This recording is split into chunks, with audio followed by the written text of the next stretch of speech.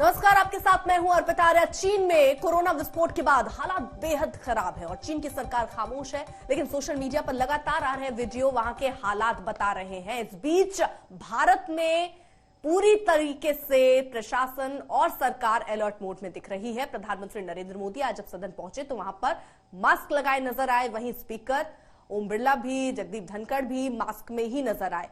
वहां हर्षवर्धन, मनोज तिवारी, राघव चड्ढा, जितने वहां पर नेता पहुंचे वो सब मास्क में नजर आने शुरू हो गए हैं। इसके साथ ही साथ अगर शुरू हुआ है तो वो दूसरा बैठकों का दौर है, जहां प्रधानमंत्री नरेंद्र मोदी बैठक कर रहे हैं। वहां स्वास्थ्य मंत्रालय की भी इससे पहले बैठक हुई, राज्य अपने स्तर से भी बैठक कर रहे हैं और किस तरीके से लहर ना आने पाए, यहां संख्या और ना बढ़े, उस पर लगाम लगाने के लिए चर्चा और मंथन चल रही है।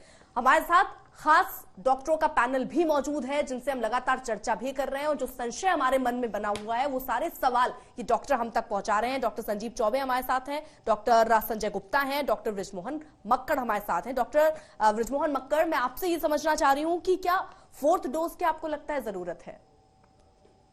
देखिए, बहुत ज़रूरी है कि हमें अपने एंड पर कोई भी तरीके से लापरवाही नहीं बरतनी है जी। अभी, क्योंकि पहले हमारी वैक्सीनेशन पॉलिसी इतनी स्ट्रांग थी, हमारी वैक्सीन इतने अच्छे काम किए कि, और ओवरऑल सोशल बिहेवियर भी लोगों ने फॉलो किया, मास्क काफ़ी लगाया, गवर्नमेंट की तरफ से भी काफ़ी सख्ती थी इन चीज़ों पे, तो काफ़ी बचाव हुआ हमारे देश में कोविड से। पर अब जाके काफ़ी लापरवाही होनी शुरू हो गई क्योंकि लोगों ने मान लिया कि कोविड अब ख़त्म हो गया है। तो सबसे पहली चीज़ है, हमें लापरवाह नहीं रहना है, हमें सतर्क होना बहुत ज़रूरी है, हमें अलर्ट मोड में रहना बहुत ज़रूरी है। इसी लापरवाही के चलते कुछ लोगों ने अपने वैक्सीनेशंस भी अपडेट नहीं किए।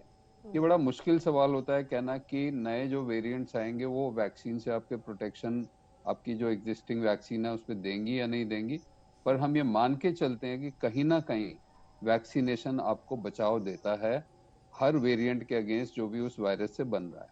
अब वो कम या ज्यादा हो सकता है पर कुछ बचाव जरूर होता है, तो इसलिए बहुत जरूरी है कि सब लोग अपना वैक्सीनेशन अपडेटेड रखें। दूसरी चीज आपने देखी होगी, पिछले जो कोविड के एपिसोड्स थे उसमें भी कुछ जो पॉपुलेशन का सेगमेंट होता है, जैसे कि जिन लोगों को और बीमारियां हैं या कोमॉर्बिड कंडीशंस जिनको हम कहते हैं, डायबिटीज है, हार्ट डिजीज है, ओवरवेट है, उनका रिस्क बहुत ज्यादा था। उन लोगों में सीवियर इन्फेक्शंस हुए, उनमें हॉस्पिटलाइजेशन की ज्यादा जरूरत पड़ी, उनको ऑक्सीजन की भी ज्यादा जरूरत पड़ी, उन लोगों में डेथ रेट्स भी ज्यादा हुए।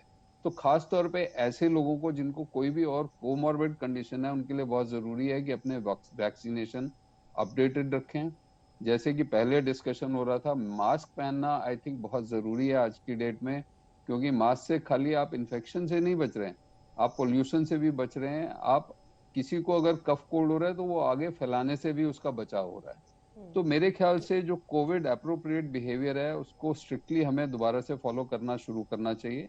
अपने वैक्सीनेशन डेफिनेटली हमें अपडेटेड रखने चाहिए। डॉक्टर गुप्ता, मैं आपसे समझना चाह रही हूँ कि एक चिंता जहां हम अपने लिए करते हैं तो दूसरी चिंता हम अपने बच्चों के लिए करना शुरू कर देते हैं। कई बार हमारे दिमाग में या जहन में सवाल आता है कि खतरा बुजुर्गों को और बच्चों को पहले ही हमने जो वेव्स आई उनमें देखा कि ज्यादा रहता है। आज के समय में जब ये फिर से खतरा हमारे सर पर मंडरा रहा है तो वो खतरा हमारे बच्चों और बुजुर्गों पर भी मंडरा रहा है। उससे बचने के लिए क्या?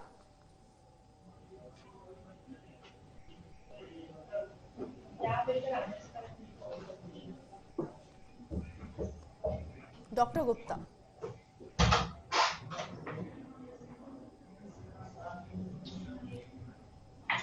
तो शायद उन तक हमारी आवाज नहीं पहुंच रही है। एक बार फिर से कोशिश करेंगे कि उनसे भी हम समझ पाए। लेकिन डॉक्टर चौबे, क्योंकि आप तो चीन में रह के आए, वहां से आप लौटे हैं, वहां के हालातों को आपने देखा है। वहां की जो वैक्सीन थी, कहा गया कि उसमें बहुत खामियां थी जिसकी वजह से आज स्थिति चीन की कुछ ऐसी है।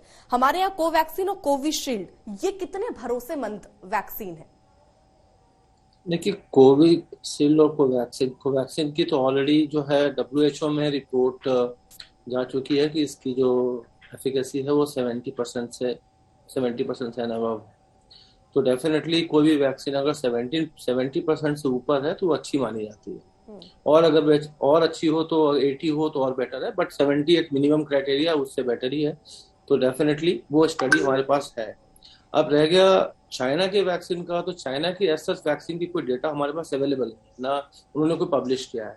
उन्होंने वैक्सीन इनोकुलेट किया था और उसके बाद जब ये देखा कि ओमिक्रॉन जो है, जिससे मतलब ये फैलेगा, डेफिनेटली फैलेगा, और चाइना में उनको ये सब कुछ पहले से पता था उन लोगों कि ये फैलेगा, और फैलने के बाद जो है ये उतना इसकी मोर्टेलिटी रेट नहीं रहेगी, लेकिन हाँ पैनिकिंग वहाँ पे ज़्यादा है, और उसकी वजह से बाकी कंट्रीज में भी पैनिकिंग सिचुएशन आ रही है।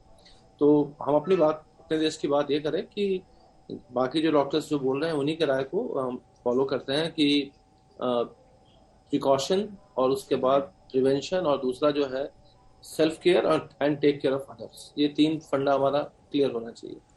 बाकी जो है ऑलरेडी हम इसको दौर से गुजर चुके हैं, हम झेल चुके हैं, तो सभी चीज़ों को देखते हुए हमें बस अपने आप को फिर से रीएक्टिवेट, अपने सिस्टम को जो है फिर से माइंड में मेकअप करके चलना है कि कुछ समय की बात है और फिर ये डिस्पर्स आउट हो जाएगा।